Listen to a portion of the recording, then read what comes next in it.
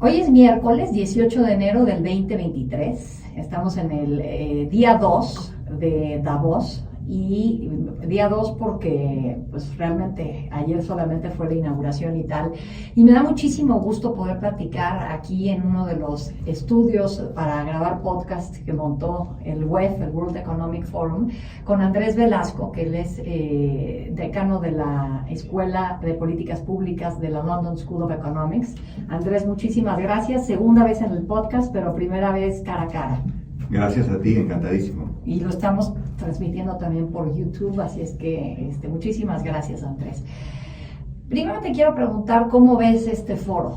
Yo es la primera vez que vengo y lo que escucho mucho es que faltan algunos liderazgos, aun cuando hay una fuerte presencia de ministros de finanzas y tal, ¿no? Creo que en materia de grandes liderazgos políticos el foro no es lo que fue. Hay un líder de estatura planetaria que es el canciller alemán, pero no hay muchos más. Creo que en parte porque el foro tomó la etiqueta, justa o injustamente, de ser un lugar de élite, de ser un lugar apartado de las preocupaciones de los votantes. Y claro, un líder político que dice: en mi país la inflación es el 15% y la gente está con problemas para pagar sus cuentas a fin de mes, no quiere que lo fotografíen con billonarios en un centro de esquí en las montañas suizas, ¿no? Sí. Y por lo tanto creo que no hay que sorprenderse, que muchos líderes políticos hayan decidido quedarse en casa. Pero esa manera de pensar es nueva, o es un gran cambio que noto, porque antes los líderes querían venir, que los vieran, Indudablemente. Y digo, de aquí famosamente Carlos Salinas de Gortari, cuando presidente de México, vino un año, se sintió ignorado, al siguiente vino ya con una propuesta en la mano que era el Tratado de Libre Comercio de América del Norte, y eso le cambió, le cambió la economía a mi país, a México. Ahora no veo esa lógica. Yo tampoco la veo, creo que tu diagnóstico es absolutamente correcto. Cambiaron dos cosas. La primera es una elaboración de lo que ya dije, en este clima antielitista, populista, estas grandes cumbres, ¿no es cierto?, de grandes políticos, grandes empresarios, grandes activistas, no son bien vistas. El clima político y cultural del mundo cambió y creo que eso es en alguna medida para mejor. La segunda cosa que cambió es que Davos históricamente fue el lugar donde venían rusos, venían chinos, venían japoneses, era el lugar de encuentro entre el sur, el norte, el este y el oeste. Eso ya no ocurre. No hay delegación oficial china, no hay delegación oficial rusa. Muchos de los países ajenos a Occidente o no están representados de modo más informal. Por lo tanto, este no es el lugar en que se va a pactar el fin de la guerra. Este no es el lugar en que se va a encontrar Biden con Xi para pactar el fin a la Guerra Fría 2, como le dicen algunos. Esas cosas hoy por hoy ocurren en otros lados, si es que ocurren. Probablemente las dos que mencioné no van a ocurrir en ningún momento demasiado pronto. ¿Qué está pasando con el mundo? Porque también lo otro que ha sido Davos es esta cuna de la globalización. Pero se habla del fin de la globalización, todo lo que está haciendo Estados Unidos, entiendo que tiene muy enojados a los europeos con su política para mitigar la inflación, que la sienten como proteccionista, lo que quieren hacer para lograr ellos ser autosuficientes en la producción de chips, con el miedo de que China pueda invadir Taiwán. Entonces, ¿tú qué dirías? ¿Que estamos ante el fin de la globalización, un reacomodo? En toda reunión de Davos tiene que haber un refrán de moda. El refrán de moda esta vez es el fin de la globalización, o el retroceso, en fin. Y algunos lo plantean de modo más extremo, otros de modo más moderado, pero bueno, si lo dices de modo extremo, la gente presta atención. Es cierto, bueno, como todas las cosas, tiene algo de cierto y mucho de exageración. Es cierto en dos dimensiones. Primero, la política del mundo cambió. Volvamos a lo que yo te decía hace 30 segundos. Chinos, rusos, norteamericanos, japoneses e indios que venían aquí, se tomaban un trago, eso ya no ocurre. Rusia invadió a un vecino de manera agresiva y criminal. Estados Unidos y China están en una especie de guerra fría, por lo tanto la globalización económica requiere de concordia política y esa concordia política está en buena medida ausente. Segundo, Creo que hay políticas en muchos países, y la más reciente y probablemente la más vistosa es la de Estados Unidos, que dicen: la pandemia nos enseñó que estábamos demasiado expuestos al riesgo de tener solo proveedores en lugares remotos del planeta.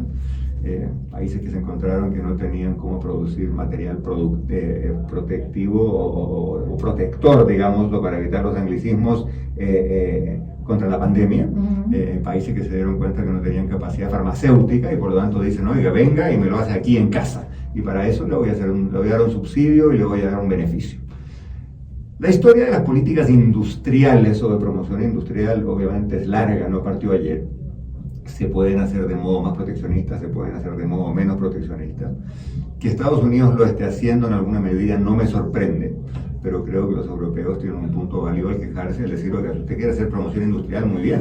Si usted quiere subsidiar la producción de medicamentos o la producción de paneles solares en casa, muy bien. Pero déle el mismo subsidio a una empresa francesa que elabora el panel solar en Alabama que a una empresa de Estados Unidos. Los Estados Unidos, por razones políticas, dicen: no. A la empresa francesa no le voy a dar un subsidio, aunque venga a dar empleo aquí. A la empresa con domicilio en Estados Unidos sí se lo voy a dar. El problema con eso es que invita a la reciprocidad, o dicho de un modo más dramático, invita a que algún país diga: bueno, yo me voy a retaliar.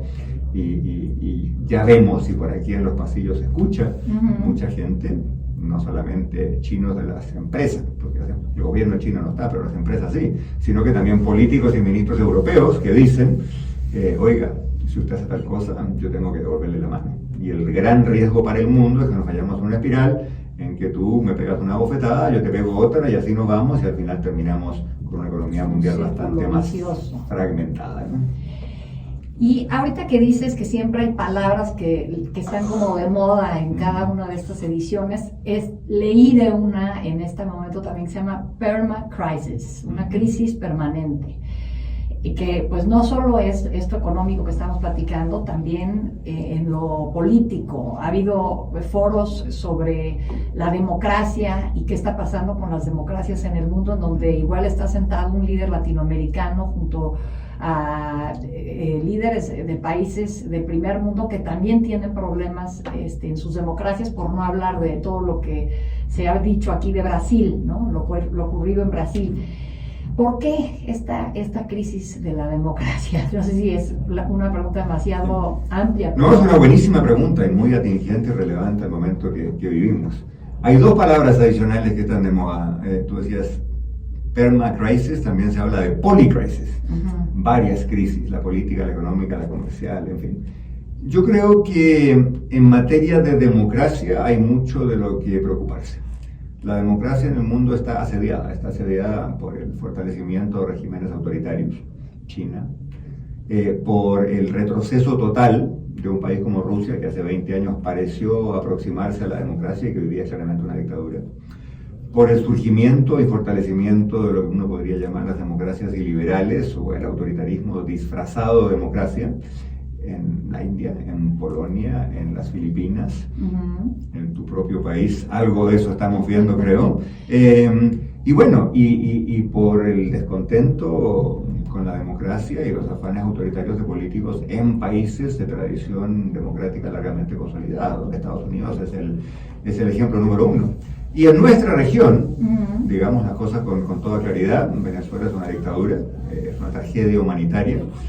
Nicaragua está al borde de serlo, El Salvador va en la misma dirección, y hemos tenido en los últimos 15 días 2 episodios condenables y brutales y terribles, ¿no? Primero, el autogolpe en Perú, que bueno, tiene un lado bueno, el mismo Congreso que el presidente intenta cerrar lo destituye al día siguiente, pero claro, viene seguido de violencia, de manifestaciones y de una situación de aparente descontrol en el Perú. Y por otro lado, el ataque brutal, grotesco al Congreso, a la Casa de Gobierno, a la Corte Suprema en Brasilia, con una copia bastante pedestre, ¿no es cierto?, de lo que pasó en Washington.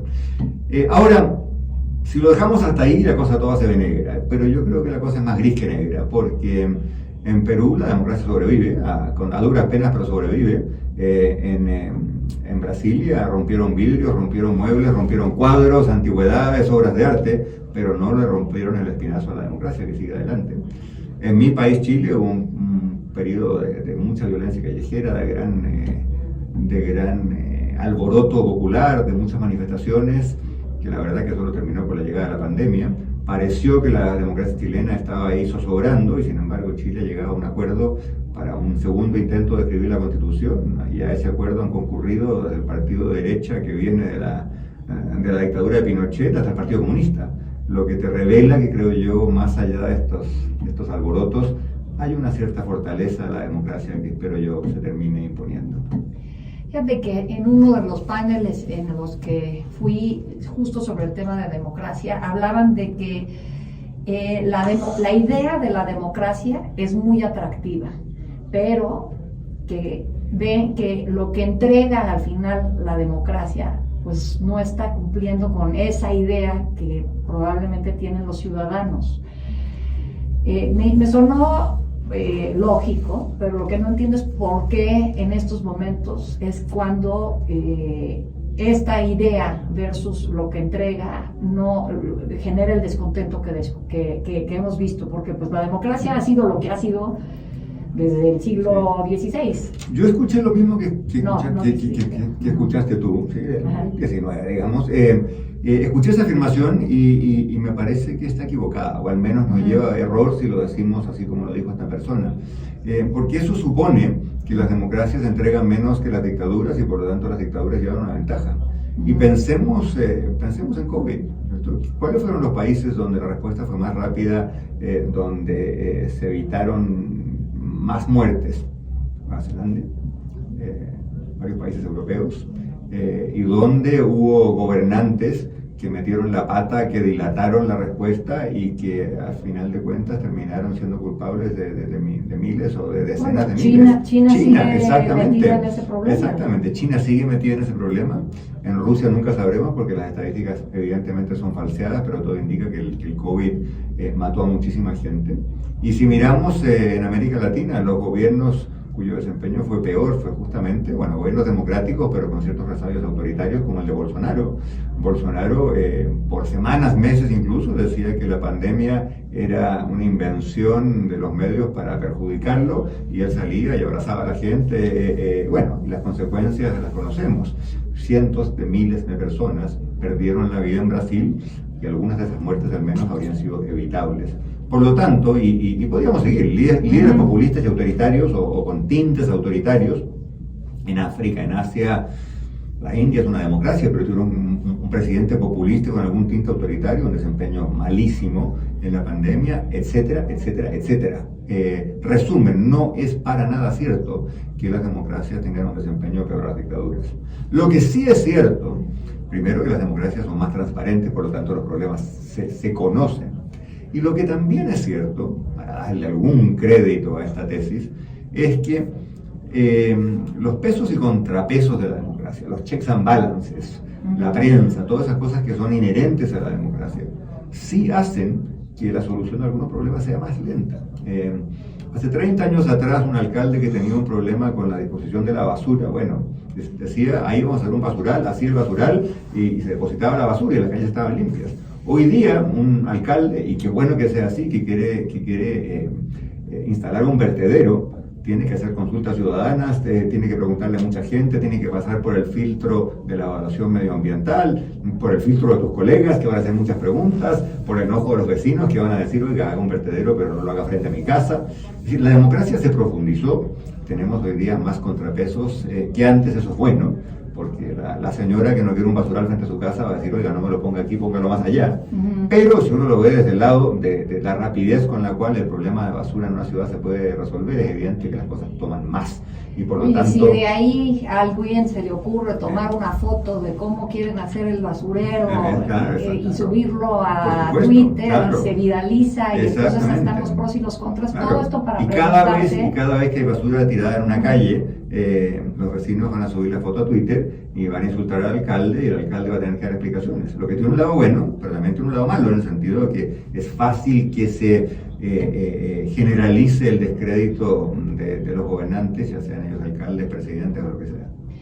Pero ahí, ¿cómo ves el papel que juegan las redes sociales? Y te lo pregunto porque siento que es tecnología, que en un momento se vio como positivo, pero ahora pues incluso es pensar en más tecnología para la democracia cuando se está hablando de voto electrónico, ¿no? O sea, redes sociales. Yo no metería el voto electrónico y Twitter en el mismo saco. El voto electrónico en muchos países se usa y se usa bien. Pero volviendo a lo que tú decías, hace 10 años o 15 teníamos la experiencia la esperanza de que las redes sociales serían un tónico para la democracia, y hay que decirlo con todas sus letras. Han sido un desastre para la democracia. Sí. Han sido un desastre, primero porque han convertido a la democracia en un juego de denuncias, de escándalos en que lo frívolo predomina sobre lo importante. Segundo, porque como no hay curatoría, todo se puede decir y por lo tanto todo golpea. ¿Qué costo tiene acusar a un líder de algo horrible por las redes sociales aunque sea patentemente falso? Y bueno, ese líder podrá demostrar que es falso, pero los 200.000 tweets acusándolo no los va a borrar nadie, ¿no es cierto? Sí. Y yo no dudo que ejercer más control por parte de los gobernados sobre los gobernantes sea bueno. Entiéndeme bien, no me opongo ni a la democracia ni a la opinión ciudadana, todo lo contrario. Pero todos sabemos que de lo bueno se puede hacer bien o se puede hacer mal, puede tener buenas consecuencias o malas consecuencias. La razón por la cual existen medios de comunicación como el tuyo es que, bueno, hay profesionales que se dedican a buscar más de una fuente, no repiten la acusación a la primera, ¿no es cierto? Sí. Quieren al menos 3 testimonios antes de decidir que alguien es culpable de algo, en fin, y con eso se ejerce un cierto filtro. De otro modo, cualquier acusación, cualquier insulto, cualquier teoría conspirativa vale. Y hoy día es evidente en países en desarrollo y en países altamente avanzados que la política se guía cada día más por eso. Y eso no le hace bien a nadie y ciertamente no a la democracia. El foro se lleva a cabo en enero pensando en que va a ser una manera de ver lo que viene para el año. Y ahí, ahora simplemente preguntarte si eres optimista o pesimista para este 2023 y por qué. Te voy a dar una respuesta a esa que dan los economistas por una parte y por otra parte, pero creo que es así. Creo que en el corto plazo va a haber alivio en algunas dimensiones que nos han tenido muy preocupados. Tuvimos un reventón inflacionario que ya empieza a despejarse. En los países grandes la inflación llegó al 12 o al 13 y hoy día ronda el 4 o el 5. Se tardará un año más en volver a la meta inflacionaria del 2. Obviamente el poder de compra que mucha gente perdió y las aperturas financieras de las familias, eso no se va a olvidar con mucha facilidad. Pero bueno, al fin y al cabo lo importante es que la inflación vaya cayendo y va cayendo. Creo que eso va a ser bueno. Creo que los ucranianos le van a seguir ganando a la dictadura de Putin y a su ataque horroroso. Creo que eso también es bueno. Y espero que las democracias del mundo, no solamente las occidentales, van a seguir apoyando a los héroes de Ucrania y dándoles el apoyo que se merecen. Y eso me parece muy importante. Esta mañana en esta sesión que tú narrabas recién, el canciller sueco partió diciendo: yo estoy aquí con la canciller ucraniana y lo primero que quiero decir es hacer un homenaje, ¿no? Claro. Porque ha sido un país que ha mostrado una valentía, un coraje, una fortaleza inusitada y admirable. Por lo tanto, creo que por ahí hay algunas buenas noticias, pero en el gran esquema terrenal no va a ser un buen año. Va a ser un año de muy bajo crecimiento económico. El Banco Mundial sacó ayer su informe que dice que el planeta va a crecer con suerte unos 6, unos 7% este año, que sería lo más bajo que se ha registrado en la Segunda Guerra Mundial, con la salvedad de la gran crisis financiera del 2009 y COVID, el tercero más bajo de los últimos 50 o 60 años, o 70 años. Segundo, vamos a pasar algunos reventones financieros, porque lo que los economistas, no sabemos muchas cosas los economistas, pero hay una cosa que sí sabemos, que cuando hay un salto en las tasas de interés en el mundo, hay algún mercado emergente que se cae. Ya se cayó Sri Lanka, el Líbano está muy complicado, hay varios países más pequeños en África que también han entrado en moratoria de su deuda. Y yo no descartaría que algún país más grande, Turquía es un candidato, quizás Sudáfrica, quizás alguno por ahí en América Latina también entre en dificultades financieras. Y finalmente, bueno, la guerra la van ganando los buenos, pero las guerras son siempre terribles, ¿no? Violentas, y esta guerra no va a terminar mañana, va a continuar, y mucha gente va a seguir sufriendo y perdiendo la vida. Y finalmente estamos todavía viviendo las secuelas que deja la pandemia y que deja la inflación en el bolsillo de las familias. Va a ser un año que para mucha gente en materia económica y en materia social va a seguir siendo muy difícil. Pues Andrés Velasco, un panorama muy claro el que nos describes. Muchísimas gracias por estar con nosotros y platicar en Brújula el día de hoy. Gracias a ti, encantado, mucho gusto.